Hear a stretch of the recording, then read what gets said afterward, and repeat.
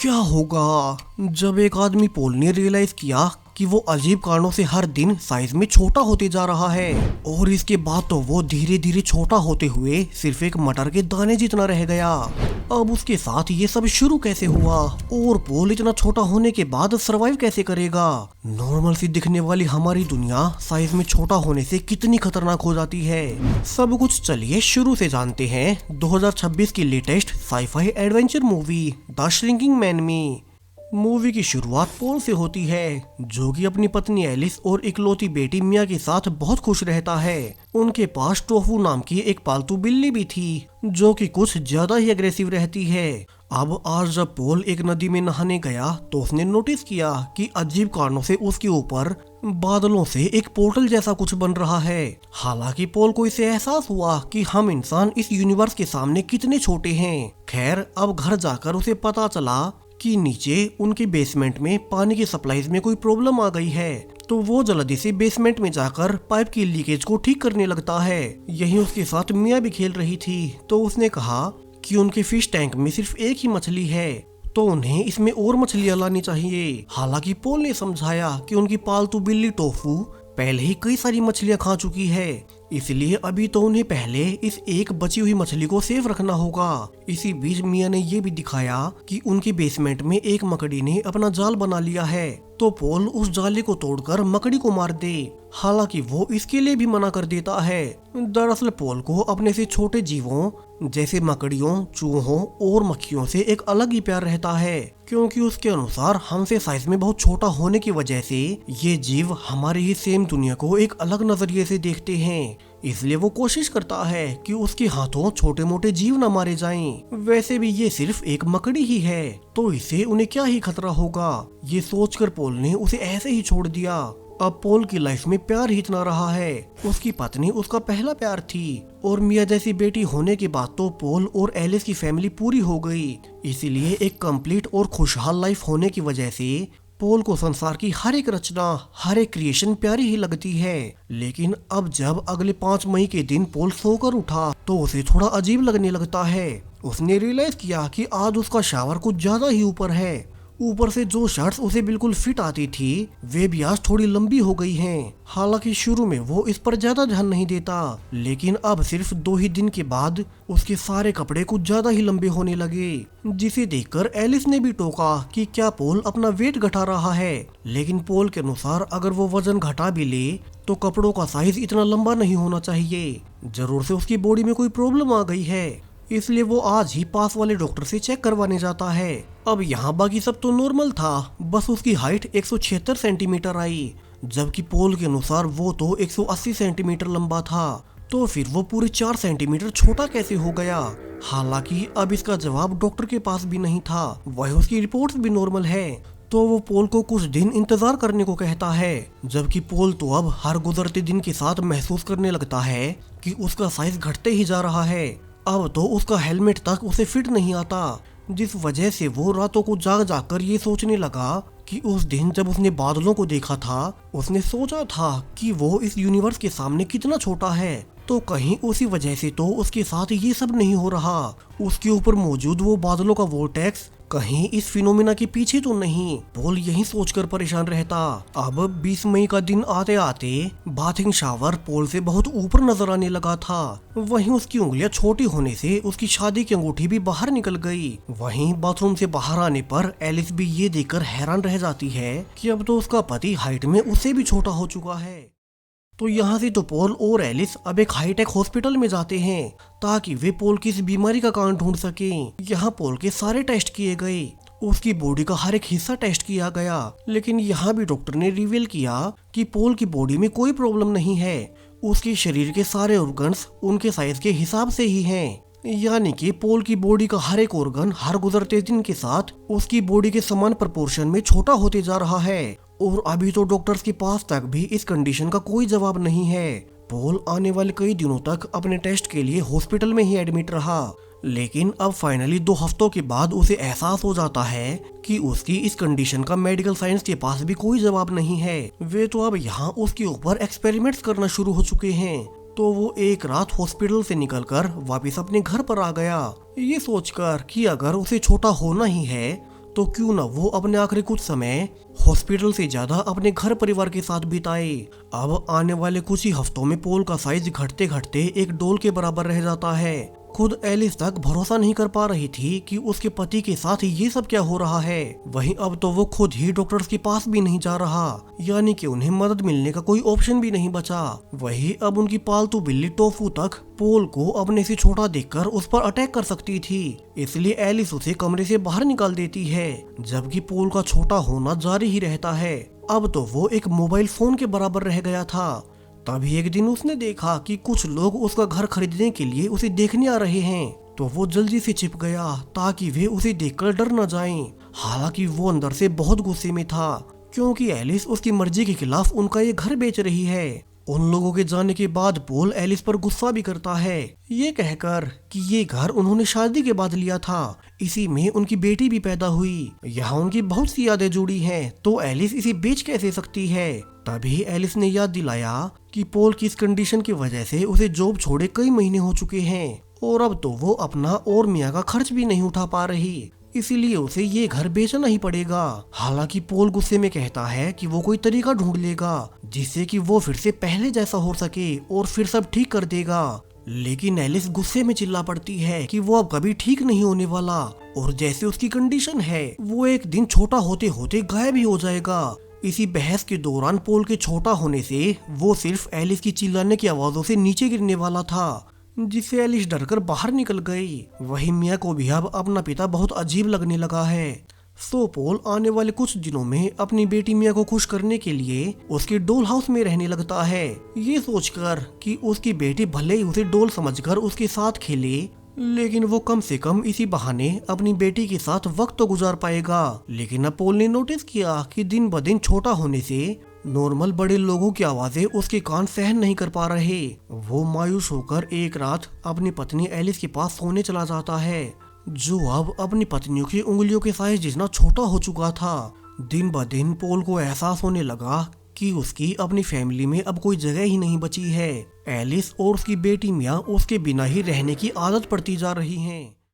अब एक दिन जब पोल अकेले में अपने घर में टाइम पास कर रहा था कि तभी उनकी पालतू बिल्ली टोफू किसी तरह से अंदर घुस आती है, जिससे डरते हुए पोल एक पिन पर गिर गया और वो खुद को घायल कर लेता है। पोल ने नोटिस किया कि सिर्फ एक पिन भर भी उसे कितनी चोट पहुंचा सकती है, लेकिन अभी तो उसे पहले टोफू से बचना होगा, क्योंकि वो अब उसे इतना छोटा देखकर अपना शिकार समझ रही थी।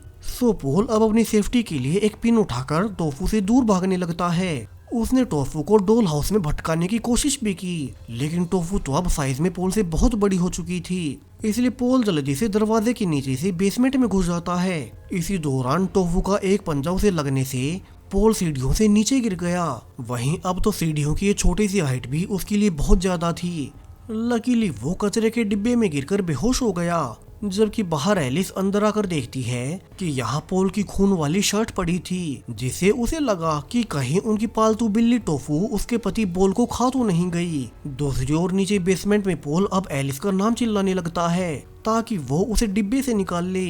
एलिस बेसमेंट में आ भी जाती है, लेकिन अब तक पोल इतना छोटा हो चुका था तो वो ना तो उसे देख ही पाती है और न ही पोल की आवाज उसके कानों तक पहुंच रही थी। तभी एलिस को टोफू दिखाई दिया और वो उसके पीछे भागने लगती है, ये सोचकर कि टोफू ने उसके पति को खा लिया है और पोल अब मारा जा चुका है। जबकि पोल तो गुस्से में कचरे को इधर उधर फेंककर वहीं सो गया और धीरे धीरे रात होने तक उसे समझ आ चुका था कि उसके परिवार ने उसे मरा हुआ मान लिया है, यानी कि अब से उसे अपनी सर्वाइवल खुद ही सोचनी होगी। तो वो सबसे पहले कचरे से अपने लिए कपड़े बनाता है, फिर लकीली उसे डिब्बे से बाहर निकलने का एक छेद मिल गया। सो पोल अब अपनी सेफ्टी के लिए वहीं पिन उठाकर आगे देखने जाने लगता है, तभी उसे अपने पास से किसी के गुजरने की आहट मिली। अब तो वो यहाँ के कीड़ों से भी छोटा हो चुका था, इसलिए डरकर वो जल्दी से वाटर हीटर के ऊपर चढ़ जाता है। इसी बीच उसे ये भी रियलाइज हुआ कि शायद से अब कभी वो इस बेसमेंट से बाहर नहीं जा पाएगा, क्योंकि ऊपर रोशनदान पर मच्छरों वाली जाली लगी थी जिसे कि वो पार नहीं कर सकता। तो पोल पहले उसी लीकेज वाली पाइप से पानी पीने लगता है, फिर क्योंकि उसके पेट पर चोट आई थी तो वो नहाकर अपने घावों को साफ करने लगा ताकि इनमें इन्फेक्शन न फैले, और फिर वो हीटर के गर्म होने की वजह से यहीं सो जाता है। अगली सुबह पोल की आंख उसकी बेटी मिया की आवाज से खुलती है, जो शायद से बाहर उसका नाम चिल्ला रही थी, क्योंकि उसने कल से अपने पिता को नहीं देखा। पोल भी भागकर फिर चिल्लाने लगता है, लेकिन अब तो सीढ़ियां उसके सामने इतनी बड़ी हो चुकी हैं कि पोल इन पर कैसे भी नहीं चढ़ सकता। तभी उसे सुनाई दिया कि एलिस उसकी बेटी मिया से कह रही थी कि उसके पिता अब कभी नहीं आने वाले, वे मर चुके हैं। और ये सुनकर तो पोल का दिल ही टूट गया। उसका परिवार उसे मरा हुआ मान चुका है और वो यहाँ रोने और चिल्लाने के अलावा कुछ भी नहीं कर सकता। वैसे भी अब उसकी आवाज किसी को सुनाई नहीं देती। तभी उसे आवाज आई कि एलिस और उसकी बेटी मिया ये घर बेचकर अपनी गाड़ी लेकर हमेशा के लिए यहाँ से दूर जा रहे हैं। और यहाँ से तो पोल को कंफर्म हो गया कि अब वो यहाँ बिल्कुल अकेला फंस चुका है।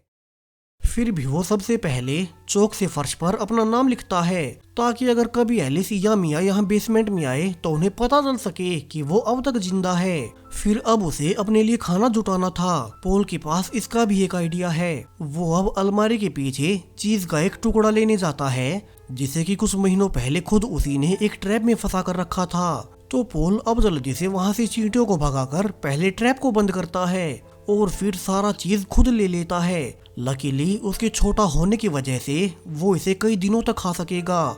लेकिन तभी पोल पर एक मकड़ी का ध्यान गया और वो उस पर अटैक करने भी आती है, लेकिन पोल अभी उसे अपनी पिन की आवाजों से दूर भगा देता है। जिसके बाद अब उसे अपने सोने के लिए एक सेफ जगह ढूंढनी थी, जहाँ पर कि मकड़ी और बाकी कीड़े मकोड़े उसके सोते समय उस पर अटैक न कर सकें। लेकिन अब जब वो एक पेपर बॉक्स को खोलने की कोशिश भी करता है तो अब तो उसमें इतनी ताकत भी नहीं बची कि वो अपनी पिन से उस बॉक्स को ही खोल सके। हालांकि पोल दिमाग लगा लेता है। उसने पहले गीले कपड़े से पेपर बॉक्स को गीला कर लिया और फिर वो बड़ी आसानी से पिन की वजह से अंदर घुस जाता है। अब यहाँ वो सेफ था और वो एक माचिस के ऊपर जाकर वहीं सो गया, क्योंकि अब कीड़े मकोड़ों और मकड़ी से बचने के लिए अब उसके पास एकमात्र यही जगह बची है। अगली सुबह पोल की आंखें ऊपर किसी की आवाजों से खुलती हैं, तो वो जल्दी से पेपर क्लिप से एक लोहे की कील को बजाने लगता है, ताकि अगर उसकी पत्नी दोबारा से घर में सामान लेने आई हो तो वो उसकी आवाजों को नोटिस कर ले।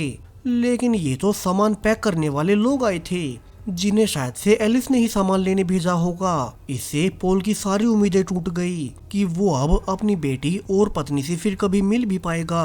वो अब गुस्से में बेसमेंट में रखी एक बोतल से ड्रिंक कर लेता है। उसने रियलाइज किया कि ये बोतल उसके लिए इतनी बड़ी है कि वो तो इसे लाइफ टाइम पी सकता है और ये कभी खत्म नहीं होगी। तभी उसे फिश टैंक के ऊपर वही मकड़ी दिखाई देती है और पोल जो कि नशे में था अब वो अपनी पिन लेकर उसे डराने जाता है। लेकिन अब तो उसका साइज लगातार इतना छोटा होने से खुद मकड़ी ने मारकर उसे पानी में गिरा दिया। सो पोल को अब पानी में ही रहकर इंतजार करना होगा कि ये मकड़ी कब ऊपर से जाए और तभी वो बाहर निकल पाएगा। अब ये वही मकड़ी है जिसे कि उसने कहानी की शुरुआत में अपनी बेटी मिया के कहने के बावजूद मारने से मना कर दिया था, ये कहकर कि ये एक मकड़ी उनका क्या ही कर सकती है। लेकिन अब वहीं एक छोटी सी मकड़ी पोल के लिए इतना बड़ा खतरा बन गई। सो वो कुछ देर बाद बाहर निकलकर समझ चुका था कि इस पूरे बेसमेंट में सिर्फ एक ही मकड़ी है, तो अगर वो किसी तरह से उसे ठिकाने लगा दे तो वो सेफ रह सकता है। फिर उसे किसी से डरने की जरूरत नहीं। सो पोल अब चारा बनाकर उस मकड़ी को मारने निकल पड़ा। लेकिन अब चूंकि वो साइज में बहुत ज्यादा छोटा हो चुका था, इसलिए वो मकड़ी को ज्यादा नुकसान नहीं पहुंचा पाता। उल्टा वो मकड़ी उसका पीछा करते हुए उसे बुरी तरह से घेर लेती है। आखिर में तो वो उसके ऊपर चढ़कर पोल को मारने ही वाली थी, लेकिन तभी लकीली पोल को कुछ लकड़ी के टुकड़े मिल जाते हैं और उसने उन्हें मकड़ी की आंखों में डालकर उसे दूर भगा दिया।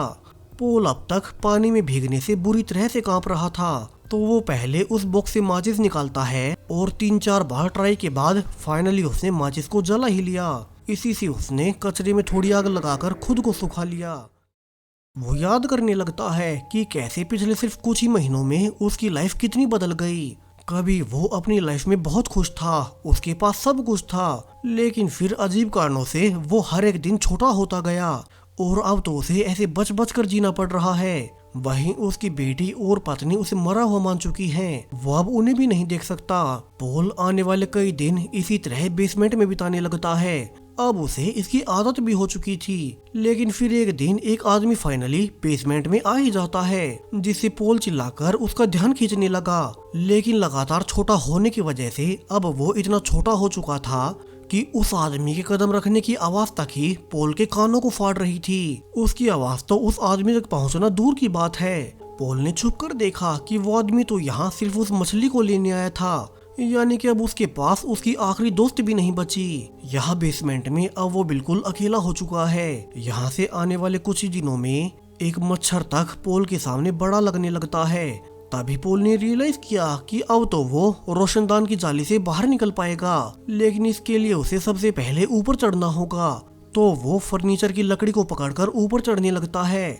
इसमें उसे कई घंटे लग गए, लेकिन आखिरकार इतनी मेहनत के बाद वो अलमारी के ऊपर चढ़ ही जाता है। यहाँ से उसे दीवार पर कूदना था और लकीली उसका ये स्टेप भी पूरा हो गया।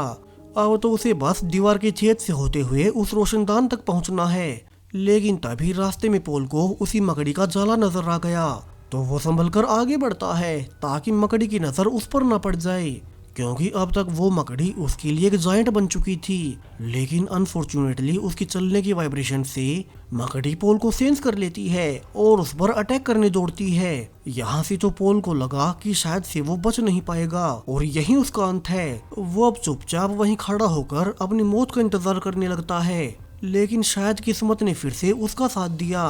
तभी एक इंसेक्ट जाल में फंस जाता है और वो मकड़ी उसे खाने दूसरी ओर चली गई, जबकि पॉल तो अब अपनी पूरी जान लगाकर दौड़ते हुए फाइनली उस रोशनदान की जाली तक पहुंच ही गया।